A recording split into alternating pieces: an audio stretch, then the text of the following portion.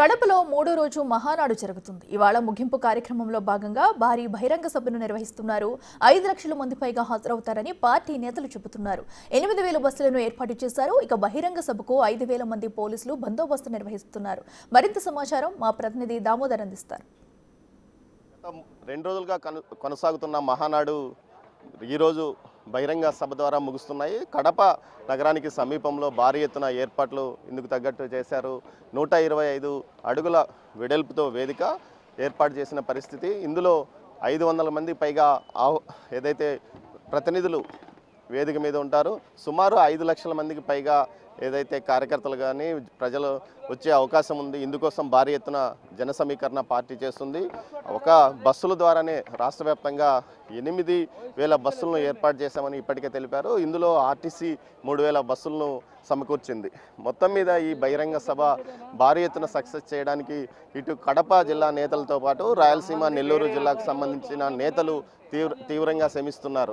ఇటు రాయలసీమతో పాటు నెల్లూరు జిల్లాకు సంబంధించిన నేతలు ఇందుకోసం గత వారం రోజులుగా కసరత్తు చేస్తున్న పరిస్థితి. మరోవైపు ఈ వేదిక నుంచి చంద్రబాబు నాయుడు కార్యకర్తలకు దిశానిర్దేశము చేయబోతున్న పరిస్థితి. మరోవైపు ఏదైతే ఈ వేదిక ద్వారా నారా లోకేష్ను కార్యనిర్వాహక అధ్యక్షుడిగా ప్రకటిస్తారా, లేకపోతే మరోదేమైన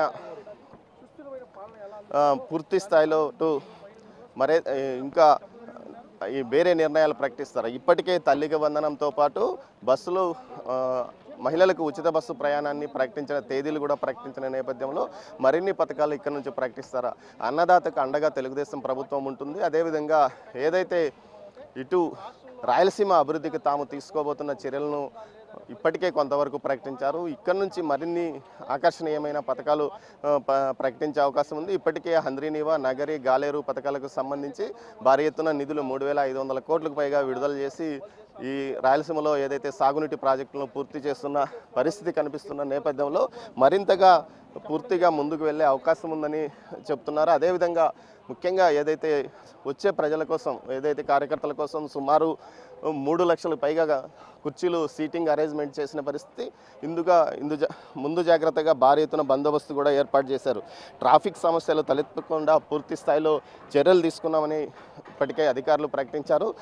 కర్నూలు రేంజ్ డీఐజీ కోయ ప్రవీణ్ ఈ విషయంలో పూర్తిగా గత 15 రోజులుగా ఆయన కడప నగరంలోనే మకాం వేసి పరిస్థితిని చక్కదిద్దుతున్నారు. 15 మందికి పైగా ఎస్పీ స్థాయి అధికారులు, 60 మందికి పైగా ఏఎస్పీలు ఇందుకోసం పనిచేస్తున్న పరిస్థితి.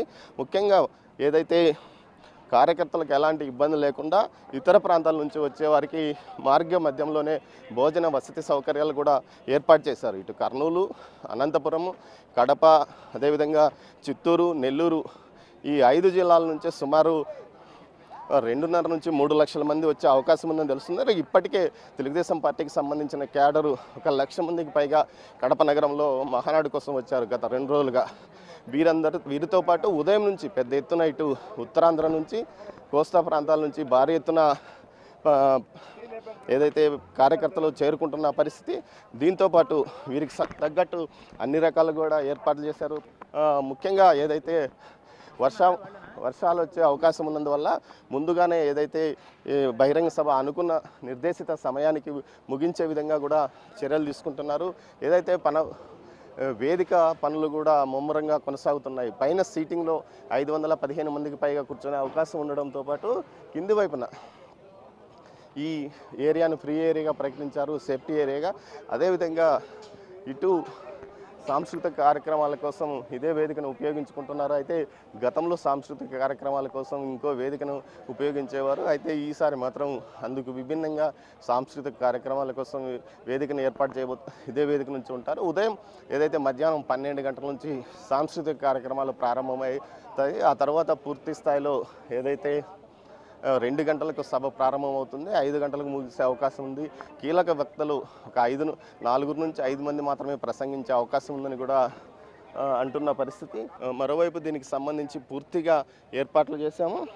ఎలాంటి ఇబ్బందులు లేకుండా వచ్చిన ఏదైతే ఇటు కార్యకర్తలు తిరిగి వెళ్లే విధంగా చర్యలు కూడా తీసుకుంటున్నామని టీడీపీ నేతలు చెప్తున్న పరిస్థితి. మొత్తం మీద 5 లక్షల మంది పైగా ఈ సభకు హాజరయ్యే అవకాశం ఉంది. వారి కోసం అన్ని రకాల చర్యలు తీసుకున్నాం. దీంతో పాటు వేదికతో పాటు ఈ మార్గాలకు వచ్చే ప్రాంతాల్లో ఎలాంటి అవాంఛనీయ సంఘటనలు జరగకుండా ట్రాఫిక్ సమస్యను ఇటు గువ్వల చెరువు రూట్తో పాటు రాయచోటి నుంచి పులివెందుల నుంచి వచ్చేవారికి, కడప మార్గం నుంచి వచ్చేవారికి, కర్నూలు మార్గం నుంచి వచ్చేవారికి అన్ని రకాలుగా చర్యలు తీసుకున్నామని చెప్తున్నారు.